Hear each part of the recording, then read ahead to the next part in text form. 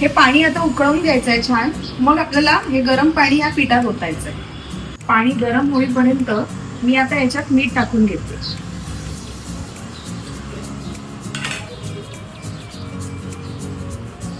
चवीपुरतं मीठ घेते. ते मीठ टाकलेलं पीठ आपण मिक्स करून घेणार आहोत. आता हे पाणी छान उकळलेलं आहे.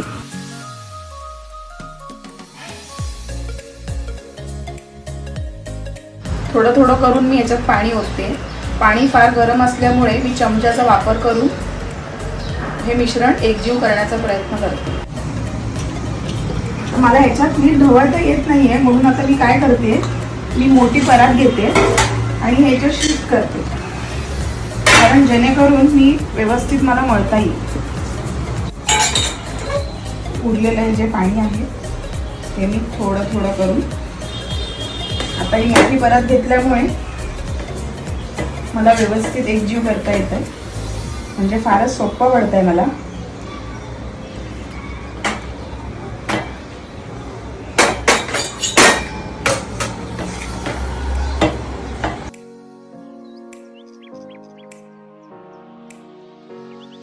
आता हे बघा, आपलं पीठ मी छान मळलेलं आहे.